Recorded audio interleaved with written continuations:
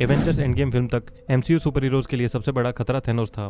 Thanos infinity stones के साथ तो डेंजरस था ही, लेकिन बिना इन्फिनिटी स्टोन्स के भी वो काफी पावरफुल और स्मार्ट विलन था। लेकिन अब जो सुपर विलन एमसीयू में आने वाला है, जिसकी एंट्री ऑलमोस्ट हो ही चुकी है, वो थैनोस से कहीं ज्यादा डेंजरस साबित हो सकता है, जबकि उसके पास खुद की ऐसी कोई सुपर पावर भी नहीं है। तो नमस्कार दोस्तों, आज हम बात करने वाले हैं कैंग द कॉन्करर के बारे में, जिसे हमने एंटमैन एंड द वॉस्प में तो देखा ही था, लेकिन फिलहाल उसे हम लोकी सीरीज में भी देख सकते हैं और ये आगे चल के एवेंजर्स द कैंग डायनेस्टी और एवेंजर्स सीक्रेट वॉर में भी देखने को मिलेगा। इस वीडियो में हम कैंग द कॉन्करर के ओरिजिन और पावर्स के बारे में बात करने वाले हैं और साथ ही साथ ये भी कि ऐसी कौन सी चीज है जो इसे एमसीयू में थैनोस से भी ज्यादा बड़ा थ्रेट बना सकती है। तो चलिए अब करते हैं इस बारे में डिटेल में बात। कैंग द कॉन्करर की स्टोरी काफी कॉम्प्लेक्स रही है और ऐसा ही कुछ फिलहाल हम इस लोकी सीरीज में भी देख रहे हैं, लेकिन मुझे नहीं लगता सारे कॉम्प्लेक्स पार्ट एमसीयू में देखने को मिलेंगे जिस तरह हमें कॉमिक्स में देखने को मिला था, क्योंकि थैनोस के साथ भी कुछ ऐसा ही हुआ था। लेकिन फिर भी थैनोस और कैंग द कॉन्करर को अगर मैं कंपेयर करूं तो मेरे हिसाब से कैंग एवेंजर्स के लिए ज्यादा बड़ा थ्रेट साबित होगा। भले ही थैनोस ब्रूट स्ट्रेंथ में इससे कहीं ज्यादा पावरफुल था, जिसने बिना इन्फिनिटी स्टोन्स के भी सिर्फ अपने बेयर हैंड से इजीली हल्क को नॉकआउट कर दिया था,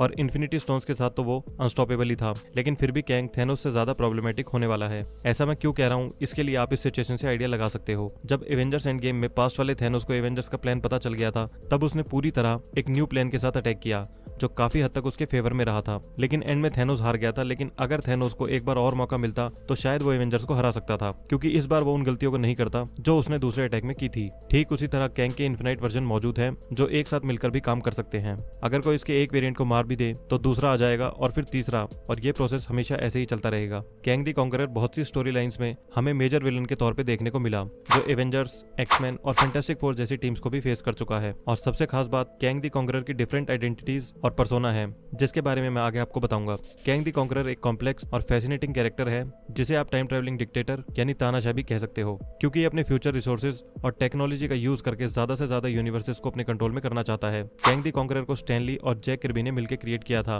और ये हमें पहली बार 1964 में एवेंजर्स नंबर 8 कॉमिक बुक में देखने को मिला था। ओरिजिनली कैंग 30th सेंचुरी से एक टाइम ट्रैवलर है जो मल्टीपल टाइमलाइन और रियलिटीज को कॉन्कर कर चुका है। कैंग द कॉन्करर का रियल नेम नथेनियल रिचर्ड्स था। नथेनियल एक ऐसे टाइम में पला बड़ा था जिस वक्त अर्थ पे हर टाइम वॉर चलता रहता था, और इसी दौरान वो अपनी इंटेलिजेंस और टेक्नोलॉजिकल पावर्स का इस्तेमाल करके इजिप्ट की एंशिएंट सिविलाइजेशन को कॉन्कर करता है। और ये वही चीज है जो कैंग द कॉन्करर को एमसीयू सुपर हीरोज के लिए एक फॉर्मिडेबल अपोनेंट बना देती है, क्योंकि कैंग हाईली इंटेलिजेंट है और टेक्नोलॉजी और फिजिक्स को अच्छे से समझता है। साथ ही साथ वो स्किल्ड फाइटर और स्ट्रेटेजिस्ट भी है। उसके पास खुद के बनाए हुए एडवांस वेपन्स और गैजेट्स का एक्सेस भी है, जो उसे किसी भी बैटल में अपर हैंड देगा। वो टाइम एंड स्पेस को इजीली मैनिपुलेट कर सकता है, जिसकी हेल्प से वो किसी भी टाइम और ऑल्टरनेट रियलिटीज में ट्रैवल कर सकता है। साथ ही साथ वो टाइम लूप्स और पैराडॉक्सेस भी क्रिएट कर सकता है। 1963 में आई comic book Fantastic Four number 19 में फेरोआ रामाटुट को इंट्रोड्यूस किया गया, जो असल में ईयर 3000 से टाइम ट्रेवल करके आया हुआ एक क्रिमिनल था। अब क्योंकि वो फ्यूचर से आया था तो वो इजीली एंशिएंट इजिप्ट को कॉन्कर कर लेता है। स्टार्टिंग में हमें बताया गया कि वो fantastic four villain doctor Doom का वंशज है, लेकिन आगे चल के ये सब चेंज हो गया था। इसके बाद 1964 में द एवेंजर्स नंबर 8 में रिवील किया गया कि रामाटुट टाइम ट्रेवल करके ईयर 4000 में चला गया है, जहां वो कैंग की आइडेंटिटी ले लेता है। 1984 की फैंटास्टिक फोर नंबर 273 में इस बात पे काफी जोर डाला गया कि कैंग असल में डॉक्टर डूम का नहीं बल्कि fantastic four leader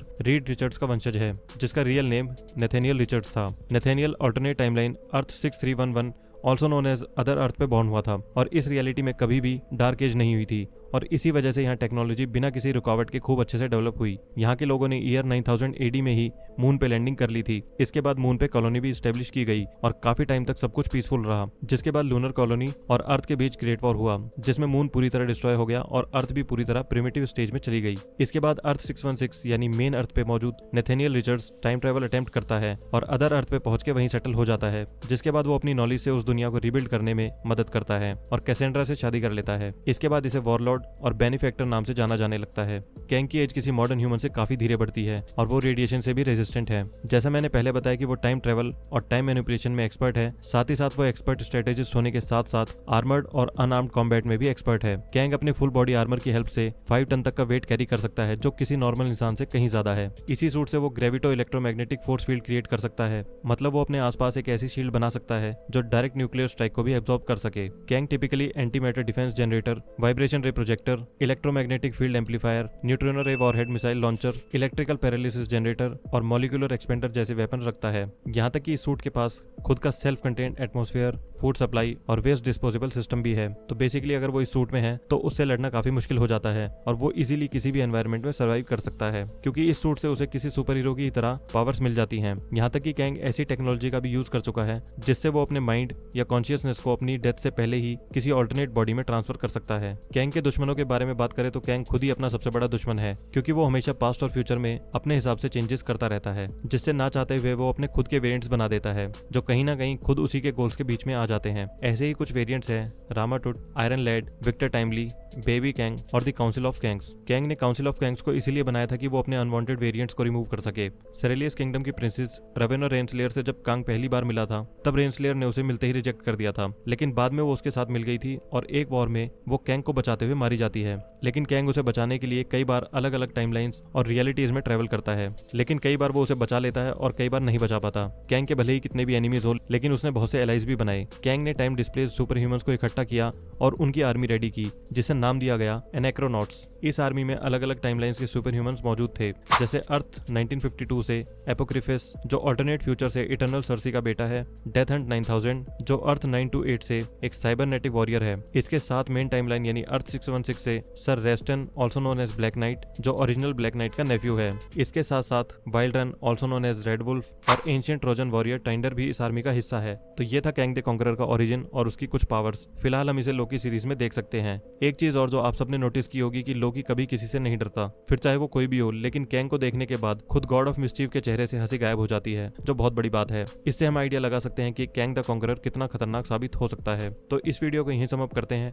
I hope आपको ये वीडियो पसंद आई होगी। मिलते हैं नेक्स्ट वीडियो में। Thank you.